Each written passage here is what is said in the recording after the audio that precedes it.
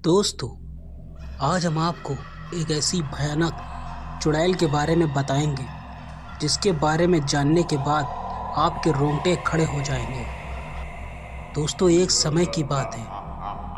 दमकपुर नामक गांव में अक्सर अजीबो-गरीब घटनाएं हुआ करती थीं। गांव वालों का मानना था कि उनका दमकपुर गांव शापित है। जब भी कोई गांव वाला गांव के जंगल में जाता तो वह जिंदा नहीं बचता। गांव का चंदू किसान अपनी गाय के साथ जंगल के रास्ते होते हुए गांव जा रहा था। रात काफ़ी हो गई थी। चंदू ने सोचा, अरे रात काफ़ी हो गई है, मुझे अब जल्दी निकलना चाहिए। लेकिन ये गौरी जंगल में चरने लग गई और देर हो गई। चंदू ने अपनी गाय से कहा, गौरी, अब जल्दी से इससे बाहर निकलो। इस जंगल में बहुत अनहोनी घटनाएं होती रहती हैं। चंदू डरता हुआ अपनी गाय के साथ थोड़ा आगे बढ़ता है तो उसे पेड़ के नीचे एक बुढ़िया घूंघट ओढ़े दिखाई देती है, जो देखने में काफ़ी डरावनी और भयानक लग रही थी। बुढ़िया हंसते हुए बोली, अच्छा तो तुम आ ही गए। अच्छा हुआ कोई तो इस जंगल में आया। बहुत दिन हो गए किसी इंसान का खून नहीं पिया। आज तो मज़ा आ जाएगा। शिकार खुद चलकर आया है। चंदू ने कहा, कौन हो तुम? हमें जाने दो, हमको अपने गांव जाना है। ये सब सुनकर चंदू बहुत डर जाता है और वहां से अपनी गाय के साथ भागने लगता है। चंदू तेजी के साथ भागता हुआ अपनी गाय गौरी से कहता है, गौरी तेज भाग, नहीं तो आज हम दोनों नहीं बच पाएंगे। तभी वो घूंघट वाली बुढ़िया उसके सामने आ जाती है और अपने लंबे लंबे नाखूनों से चंदू को मार डालती है और उसके बाद उसकी गाय को भी जान से मार देती है। अगली सुबह ये खबर गांव वालों को पता चलती है। गांव के लोग ये जानकर बहुत हैरान हो जाते हैं। गांव में एक आदमी था जिसने कहा, अरे भैया, सुना है उस घूंघट वाली बुढ़िया ने कल रात चंदू किसान और उसकी गाय को मार डाला। भैया, ये तो अच्छा नहीं हुआ है। फिर दूसरा आदमी बोला, हाँ भैया, अब तो इस गांव में रहते हुए भी डर लगता है। लेकिन क्या करें भाई, गांव छोड़कर भी तो नहीं जा सकते हैं। वो ये जंगल है जो गांव के बीचों बीच ही पड़ता है। आखिर जाएं तो कहाँ जाएं? ये बोलते हुए वह दोनों बहुत उदास हो जाते हैं। चंदू के मरने की खबर उसके घर पहुंचती है। चंदू किसान का बेटा पप्पू जोर जोर से रो रहा होता है। फिर उसकी सौतेली बीवी यानी कि पप्पू की सौतेली माँ जब यह खबर सुनती है तो बोलती है, अरे अरे, अब बस भी कर, रोना तू बंद कर। तेरा बाप तो मुझे छोड़कर चलता बना और तुझे मेरे सर के ऊपर छोड़कर चला गया। आखिर मैं कहाँ से खिलाऊंगी तुझे रोटी? मेरा तो खुद का एक बेटा है और तेरे बाबा जो आज तक एक भी पैसा नहीं छोड़ पाए, तुझे मेरे ऊपर छोड़कर चले गए। नहीं नहीं, अब मैं तुझे अपने पास नहीं रख सकती। निकल जा यहाँ से। जग्गू, जो कि पप्पू का सौतेला भाई था, उसने कहा, हाँ माँ, निकालो, इसे यहाँ से निकालो। पिताजी का सबसे लाडला बनता फिरता था। अब आएगा इसको मज़ा। फिर पप्पू बोला, अरे नहीं माँ, ऐसा मत कीजिए। मैं आखिर कहाँ जाऊँगा? ऐसा मत कीजिए। पिताजी के बाद अब आप ही मेरा सहारा हैं माँ। फिर उसकी सौतेली माँ बोली, अरे वो सब मैं कुछ नहीं जानती। समझा तू? तुझे इस घर से जाना ही होगा। जहाँ जा मुझे नहीं पता। जिसके बाद पप्पू वहाँ से बड़े उदास मन से चल देता है। चलते चलते वो गांव के उस जंगल में आ जाता है। जैसे ही पप्पू अंदर जंगल में जाता है, उसे डरावनी आवाज़ें सुनाई देने लगती हैं। वो बहुत ज़्यादा डर जाता है। पप्पू, अरे अरे, ये कैसी अजीब सी आवाज़ आ रही है। मुझे तो बहुत डर लग रहा है। हे भगवान, इस गांव से बाहर जाने का क्या एक ही रास्ता है जो जंगल से होकर गुजरता है? हे भगवान, मेरी सहायता कीजिए। अभी तो मुझे बहुत भूख भी लग रही है। अब जिस ओर से डरावनी आवाज़ें आ रही होती हैं, पप्पू उस ओर ही चल देता है। तभी वो देखता है कि वहीं पेड़ के नीचे घूंघट में एक बूढ़ी औरत बैठी है। बुढ़िया बोलती है और हंसते हुए उससे कहती है, आ गया तू, अब मुझे एक नया शिकार मिल गया। उसकी बात सुनकर पप्पू काफ़ी डर जाता है। पप्पू बोलता है, हे भगवान, अब मैं क्या करूं? तभी वह भागते भागते एक गड्ढे में गिर जाता है। जैसे ही पप्पू उस गड्ढे में गिरता है, तो वो एक ऐसी जगह पहुंच जाता है जहां बहुत रोशनी होती है। वहां काफ़ी बड़े बड़े पेड़ होते हैं और उन्हीं पेड़ों के पास एक बहुत ही सुंदर नदी होती है। वहां आसपास अलग अलग तरह के पक्षी और जानवर घूम रहे होते हैं। सबको देख पप्पू हैरान रह जाता है। पप्पू बोलता है, अरे ये मैं कहाँ गया हूँ? ऐसा अजीब सा जंगल तो मैंने कभी नहीं देखा। तभी वो थोड़ी दूर चलता है।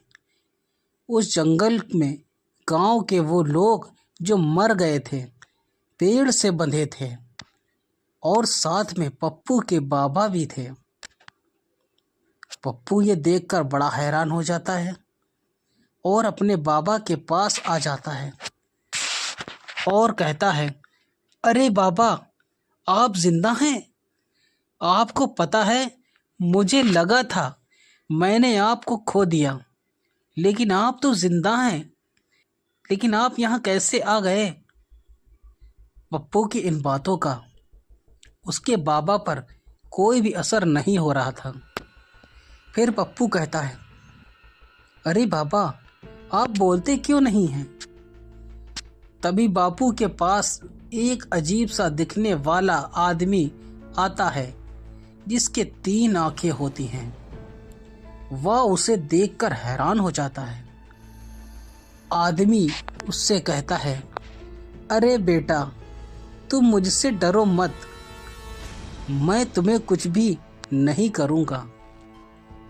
इस जादुई जंगल में आसानी से कोई नहीं आ सकता। अगर तुम यहाँ आए हो तो ज़रूर तुम में कोई ख़ास बात ज़रूर होगी। पप्पू उससे कहता है, लेकिन आप कौन हैं?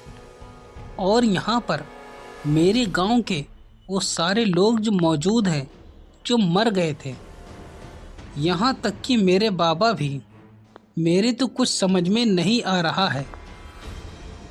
फिर वो आदमी उससे कहता है, बेटा, मैं इस जंगल में कई वर्षों से तपस्या कर रहा था कि अचानक एक दिन यहाँ पर एक औरत जो पिशाचनी थी वो आ गई।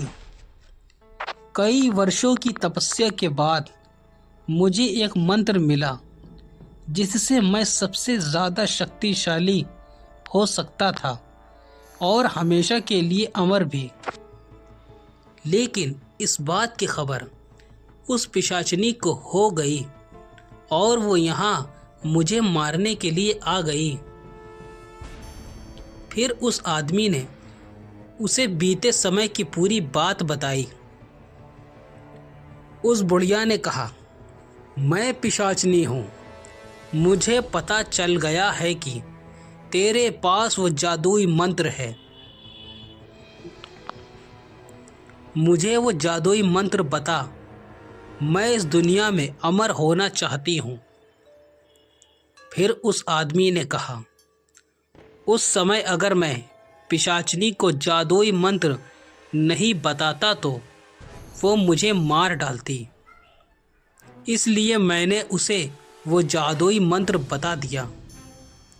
लेकिन क्योंकि वो एक पिशाचनी औरत थी, इसलिए उसे अमर होने के लिए उस जादुई मंत्र के साथ साथ कुछ लोगों के खून की भी ज़रूरत थी, जिनका खून पीकर वो अमर हो सकती थी।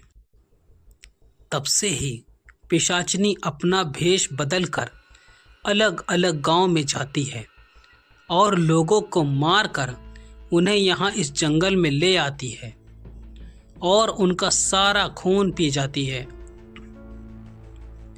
3 आंखों वाले आदमी की ये बात सुनकर पप्पू दंग रह जाता है। पप्पू कहता है, तो क्या अब मेरे बाबा और मरे हुए गांव के सभी लोग कभी जिंदा नहीं हो पाएंगे? तो उस आदमी ने जवाब दिया कि बेटा, जिंदा हो सकते हैं, लेकिन इसके लिए तुम्हें एक कठिन राह से गुजरना होगा।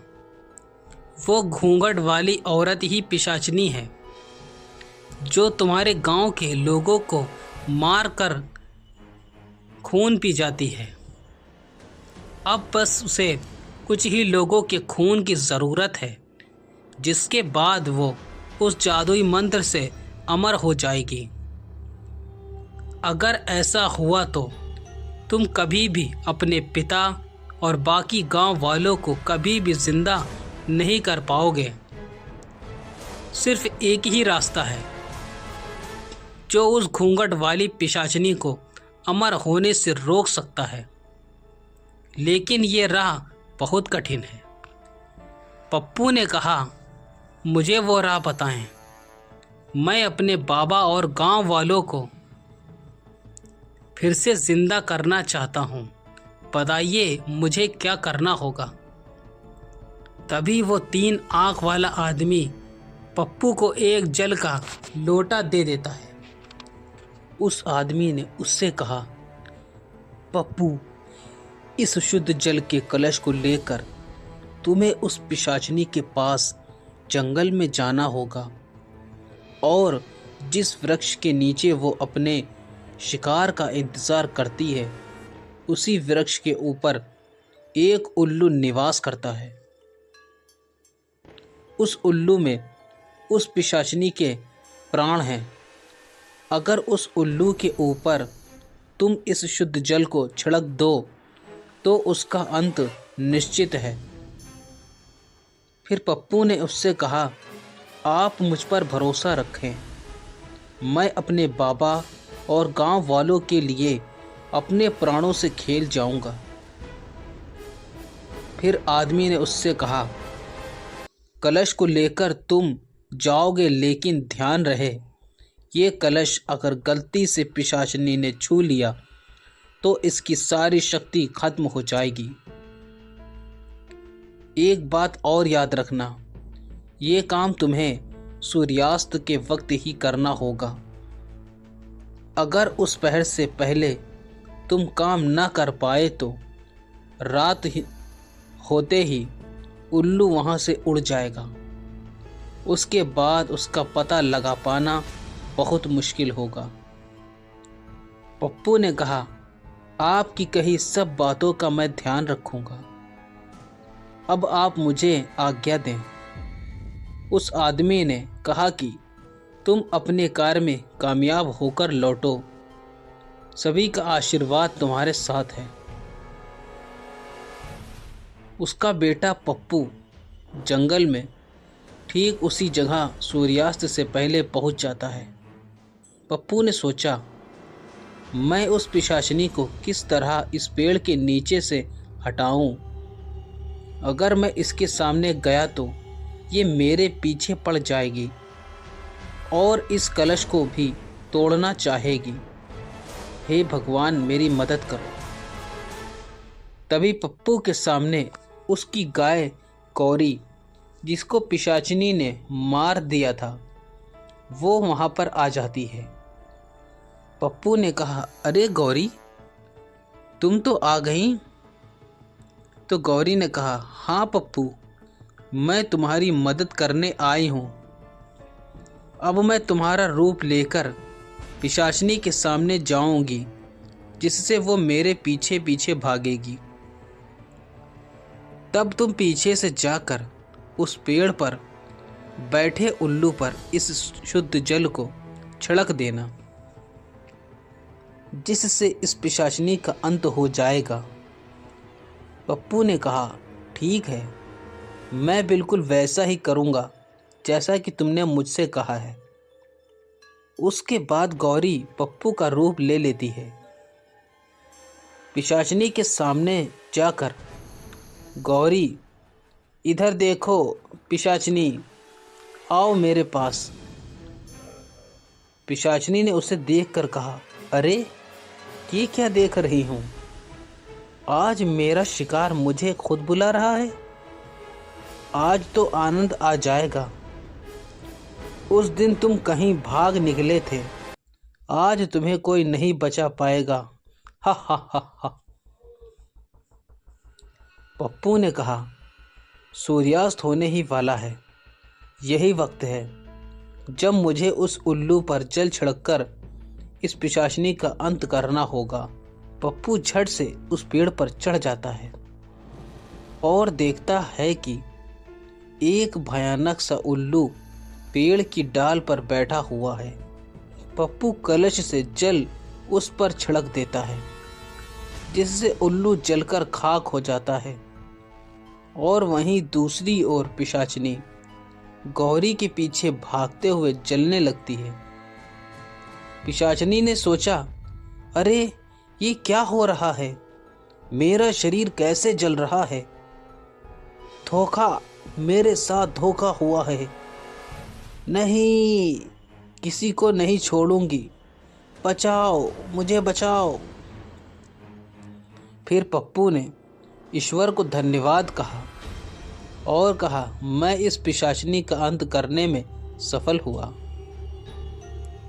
उसके ख़त्म होते ही पप्पू के बाबा और सभी गांव वाले उस 3 आँख वाले आदमी के साथ वहां आते हैं, जिन्हें देखकर पप्पू बहुत खुश हो जाता है।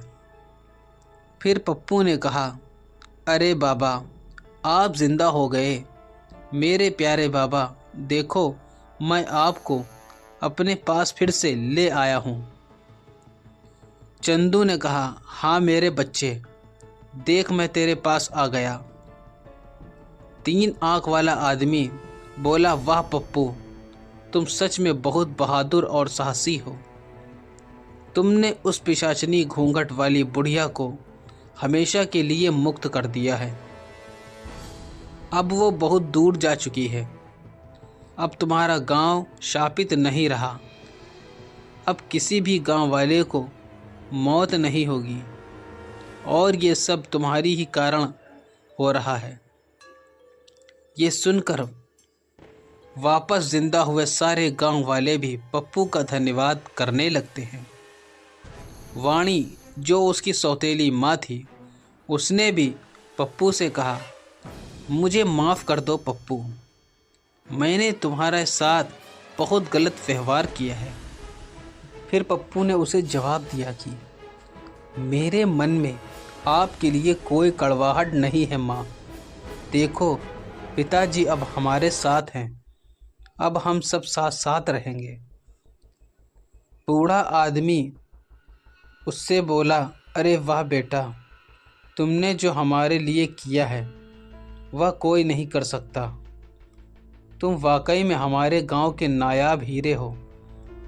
हम तो तुम्हें पाकर धन्य हो गए बेटा। दोस्तों, उम्मीद करता हूँ कि यह कहानी आपको बहुत ज़्यादा पसंद आई होगी।